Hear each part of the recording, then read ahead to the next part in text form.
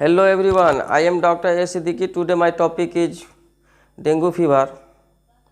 तो मैं आज डेंगू फीवर के बारे में बताने जा रहा हूँ कि डेंगू फीवर क्यों होता है, कैसे होता है और इसमें हमें क्या सावधानी बरतना चाहिए और इसका ट्रीटमेंट क्या होना चाहिए, मैनेजमेंट क्या होना चाहिए, क्या क्या साइन और सिम्टम है, इसके लक्षण क्या क्या है, तो हम सब कंफर्म हो पाएंगे कि डेंगू फीवर है।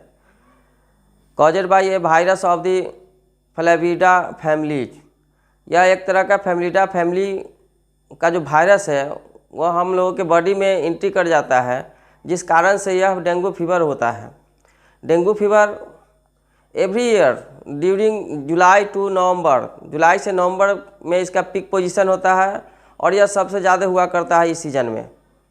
ट्रांसमिशन ये कैसे हमारे बॉडी के अंदर एंट्री करता है, ये एक मस्कीटो टू ह्यूमन, एक मस्कीटो है जिसका नाम एडीज इजिप्टी है, जिसके काट लेने से हम लोग के ब्लड के सर्कुलेशन में यह लार्वा को छोड़ देता है और छोड़ने के बाद हमारे बॉडी के अंदर ये लार्वा जो है प्रोग्रेस करके और इन्फेक्शन फैला देता है, जिससे हम लोगों को फीवर आना शुरू हो जाता है। Then after human to mosquito, फिर क्या होता है कि कभी कभी जिस व्यक्ति को डेंगू से ग्रस्त है, जिसको डेंगू हो चुका है, डेंगू फीवर है, उसको वह मच्छर काट करके फिर दूसरे ह्यूमंस को, दूसरे आदमी को अगर वो काट लेता है तो फिर उसको भी डेंगू हो जाया करता है।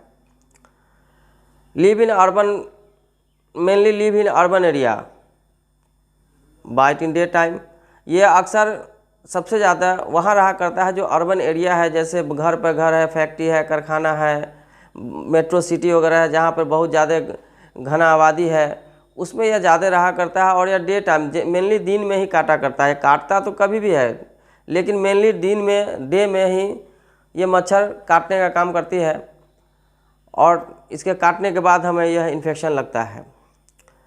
डायग्नोसिस हम कैसे कंफर्म हो पाएंगे कि ये डेंगू है या मलेरिया है, टाइफाइड है या इन्फेक्शस डिजीज़ और है, अदर कोई डिजीज़ है, तो इसके लिए डायग्नोसिस होना ज़रूरी है। उसमें बहुत सारे डायग्नोसिस में लैब पैथोलॉजी का जांच, ब्लड वगैरह का जांच होता है, जिसमें mainly NS1 antigen, IgGM, ELISA for dengue, ये सब कराने से हमें क्लियर हो जाता है कि यह डेंगू का फीवर है।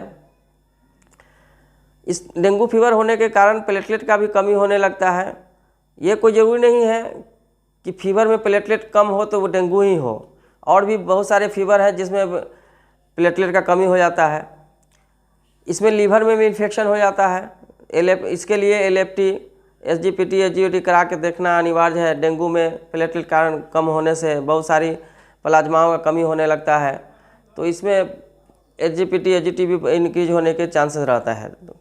क्लिनिकल फीचर, हम लोग क्लिनिकल फीचर में क्या क्या मिलेगा, कैसे हम समझ पाएंगे लक्षण से, साइन एंड सिम्टम से कि ये डेंगू है। Dengue should be high fever.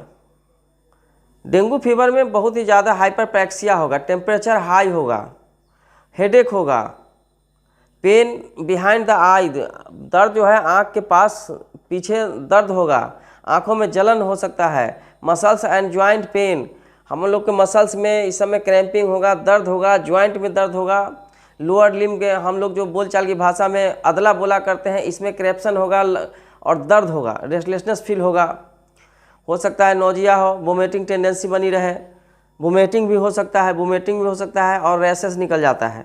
हमारे बॉडी में जब डेंगू 2-3 दिन 4 दिन जब करता है, टाइम लेता है, तो क्या होगा कि हमारे बॉडी में हो सकता है कि रेड रैशेस निकल जाए, दाना दाना निकलने लगता है।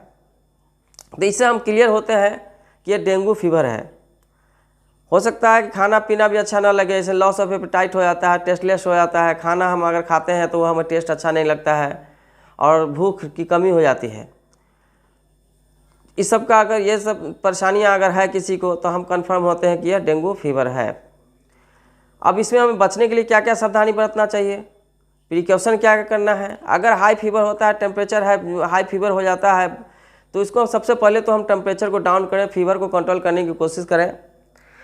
उसके लिए सबसे अच्छा हमारे घरेलू नुस्खा है जो बॉडी को स्पंज करे। नॉर्मल टैप वाटर जो पानी हम लोग के घर में नॉर्मल है, उससे कपड़े को भिगा करके पूरे बॉडी को, हेड, हैंड और पूरे limb, upper limb, lower limb सभी में पानी का स्पंज करें और टेम्परेचर को डाउन करें। कोशिश करें कि 100 से नीचे को टेम्परेचर बना के रखें, मेंटेन में लाएँ टेम्परेचर को।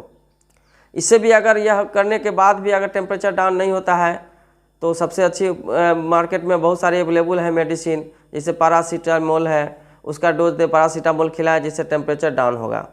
इसमें क्या नहीं करें, कौन सी मेडिसिन नहीं दें, तो प्रिकॉशन बरतें कि निमोसलाइड नसाड ग्रुप की दवा, non steroidal anti inflammatory drugs में बहुत सारे मेडिसिन है, आइबोफेन है, आइबोरोजेसिक है, निमोसलाइड है, बहुत सारी मेडिसिन आता है इसके अंदर में जो पेन किलर का काम करता है।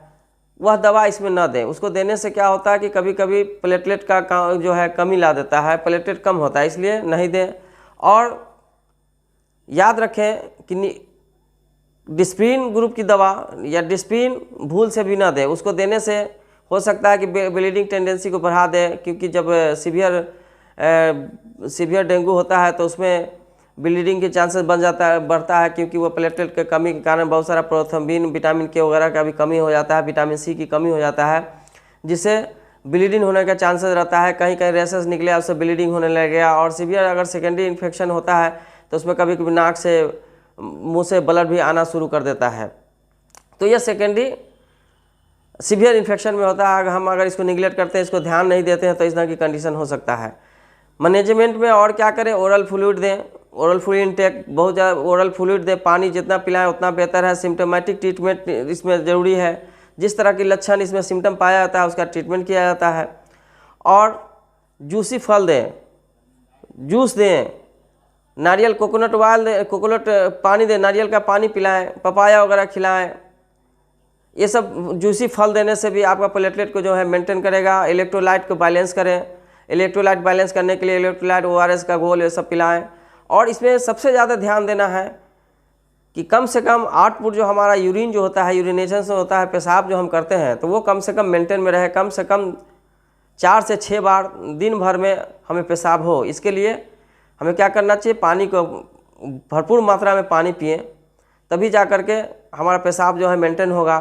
अगर सेकेंडरी इन्फेक्शन होता है, ऐसा कोई लक्षण दिखाई देता है, सीवियर लक्षण, तो आप किसी अच्छे हॉस्पिटल में किसी डॉक्टर से सलाह लें और इसको एडमिट करके ही इलाज करवाएं तो बेस्ट है। और घर में बचने के लिए मच्छरदानी का उपयोग करें, फुल स्लीव कपड़ा पहने, पूरी बॉडी ढका हुआ ट्राउजर पहने, जिससे कि मच्छर ना काट सके। और आसपास अगल बगल में अपने पास पड़ोस में दवा का छिड़काव करवाएं, पानी ना जमने दें। इस सब पर ध्यान दें, जिससे कि यह डेंगू का फैलाव कम होगा। तो गाइस, अगर हमारी वीडियो आपको अच्छी लगे तो शेयर ज़रूर करें और कमेंट ज़रूर करें। Thank you for watching my video.